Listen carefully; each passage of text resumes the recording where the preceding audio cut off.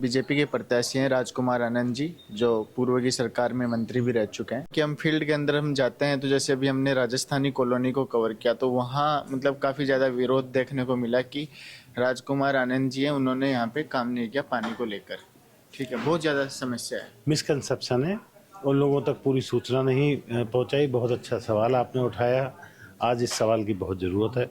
और राजस्थानी कॉलोनी की बात अगर हम करें तो मैं पटेल उस कॉलोनी के लोगों को और बाकी पटेल नगर विधानसभा क्षेत्र के सभी एरियाओं को बताना चाहता हूँ, जब से पटेल नगर बसा है, कोई 50 साल से, कोई 40 साल से, कोई 60 साल से, कोई इससे पुराना, तब से उसमें इस बात पे ध्यान नहीं दिया गया कि उन लोगों की परेशानी क्या है। हमने एक सर्वे कराया, उसमें हमें पता लगा कि 7 एरियाज में पाइपलाइन ही नहीं डाली गई आज़ादी के पास। कभी इस पार्टी की सरकार आई, कभी उस पार्टी की सरकार आई, कभी किसी पार्टी की सरकार आई। किसी ने ये पता करने की ज़रूरत नहीं समझी कि उसमें पाइपलाइन ही नहीं है। एक तो होता है पाइपलाइन है, पानी नहीं आ पा रहा, पाइपलाइन ही नहीं डली। हमने अपने कार्यकाल में एक 700 करोड़ रुपए का फंड लगाकर उसको एक सर्वे के हिसाब से सारे पाइप गल चुके थे। राजस्थानी कॉलोनी में भी बहुत बुरा हाल है, वहाँ भी पाइपलाइन नहीं है और है तो बिल्कुल जर्जर अवस्था में। तो वहाँ पर हम काम चलाऊ व्यवस्था बनाने के लिए हमने बोरिंग भी कराई, और लेकिन हमें पता था कि इससे काम चलने वाला नहीं है। हम लगातार लगे रहे और हमने 700 करोड़ रुपए का एक टेंडर कराया जो जापान की कंपनी ने उठाया है। उस पर काम हो रहा है। सारे पटेल नगर में नए पाइपलाइन डल रहे हैं। जखीरा वाले यूजीआर पर जो 25 साल से बंद था वो बन रहा है, लोग जाकर देख सकते हैं। लेकिन दुख इस बात का रहा कि मैंने जब इस्तीफा दे दिया, ये काम 1.5 साल पहले शुरू हुआ था और 1.5 साल से मेरे साथ जो समस्याएं रही और मैंने इस्तीफा भी दिया इस बीच, तो उसमें वो प्रचार नहीं हो पाया।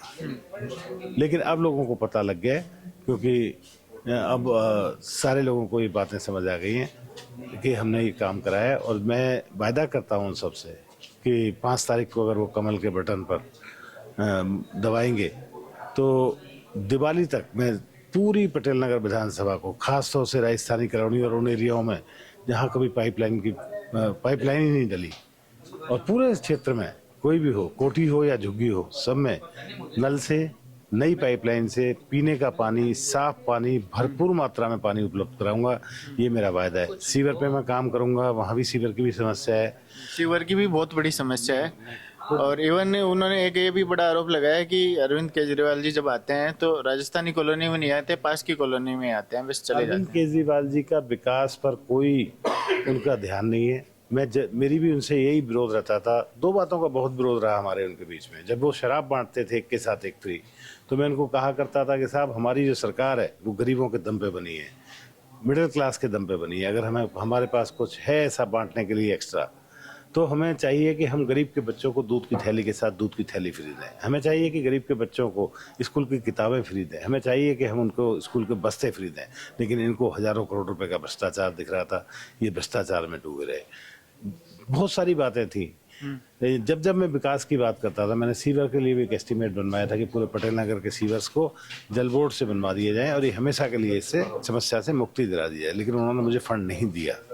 एक हमने जब ग्राउंड रिपोर्ट की तो उसमें एक चीज़ और देखी, आपको भी मैं वो वीडियो डेफिनेटली दिखाऊंगा, कि लोग स्कूटी के ऊपर 2 बोतल पीछे 2 बोतल आगे, वो भी कौन सी, जो 20 लीटर वाली जो कैन आती है, वो लेके पीने का पानी इस तरीके से मतलब इंतजाम कर रहे हैं अपने क्षेत्र में। तो आपको जनता क्यों वोट दे? क्या आप उनके लिए मतलब वास्तव में वो मतलब व्यवस्था करोगे? वास्तव में आप नहीं कह सकते, क्योंकि ये काम मैंने करके दिखाया है, लोग देख सकते हैं। तो ये काम हो जाएगा। दिवाली तक हम सबको पानी देंगे, मीठा पानी, 24 घंटे पानी, भरपूर पानी। और दूसरी बात, सीवर लाइन का काम कराएंगे, सीवर लाइन की समस्या से छुटकारा दिलाएंगे। तीसरा काम वो है जो आपको नहीं बताया होगा क्षेत्र में घूमने के बाद भी, ओवरहेड वायर्स की बहुत प्रॉब्लम है। सारे जाल की तरह तार लटके हुए हैं, उनसे छुटकारा पटेल नगर की जनता को दिलाएंगे। बहुत काम कराएंगे। मैं आपके माध्यम से ये भी कहता हूँ कि पिछली बार मैं विधायक था, अगर जाने अनजाने में किसी को ये लगा हो कि कोई काम उनका उन्होंने कहा और नहीं हो पाया, वो सब काम आगे कराएंगे और बेहतर काम करेंगे, और हम ही करेंगे, कोई और नहीं करेगा। और आम आदमी पार्टी के गुंडे जगह जगह जाकर कह रहे हैं कि नरेंद्र मोदी आएंगे, भारतीय जनता पार्टी आएगी तो झुग्गियां टूट जाएंगी। मैं पूरी दिल्ली वालों को बता देना चाहता हूं कि माननीय प्रधानमंत्री जी ने ये आश्वासन दिया है, गारंटी भेजी है कि किसी की झुग्गी नहीं तोड़ी जाएगी, किसी को बिल्कुल भी मतलब कोई रक्षा कर सकता है उनकी झुग्गी, उनके सम्मान की, तो भाई नरेंद्र मोदी कर सकते हैं। दूसरी बात, जो कच्ची कॉलोनियाँ हैं, अनाधिकृत कॉलोनियाँ, इस पर भी राजनीति शुरू से चल रही है। इस बार इस राजनीति को खत्म कर देंगे, सबकी तो पक्की रजिस्ट्रियाँ कराएंगे, कैंप लगा लगा कराएंगे। पटेल नगर में भी, बलजीत नगर हो, नेहरू नगर हो, कुछ भी हो, हम सब में सबको पक्की रजिस्ट्रियाँ करवाएंगे। इवन कल तो मुंडका से एक बड़ा आरोप भी लगाया है। अरविंद केजरीवाल जी ने कहा है कि अगर बीजेपी की सरकार आ गई तो आपकी जो झुग्गी की जमीन है उसको बेच के खा जाएंगे। अरविंद केजरीवाल बौखला गए हैं, वो कुछ भी कह रहे हैं, बेच के खा जाएंगे। नरेंद्र मोदी, मैंने अभी आपको बताया कि जिस आदमी ने 4 करोड़ मकान दिए गरीबों को, जिनके पास छत नहीं थी उनको छत दी, पक्के मकान दिए, करोड़ों लोगों को टॉयलेट दिए, किसको दिए? महिलाओं को दिए। महिलाओं के बारे में जितना नरेंद्र मोदी सोचते हैं, बाबा साहेब के बाद अगर किसी दूसरे आदमी ने सोचा है तो माननीय नरेंद्र मोदी जी हैं। क्योंकि बाबा साहब ने तो कोट किया था कि जिस देश में मतलब किसी देश की तरक्की उसकी महिलाओं की तरक्की से होनी चाहिए। तो आज करोड़ों परिवारों के पास टॉयलेट ही नहीं बने 65-70 साल में नरेंद्र मोदी जी आए। महिलाओं को लिए तो समझो कि उनकी लॉटरी लग गई है। मैं अपील करता हूं सभी महिलाओं से, अच्छी तरह से मोदी जी के गारंटी कार्ड को पढ़ें और सोच समझ कर वोट करें।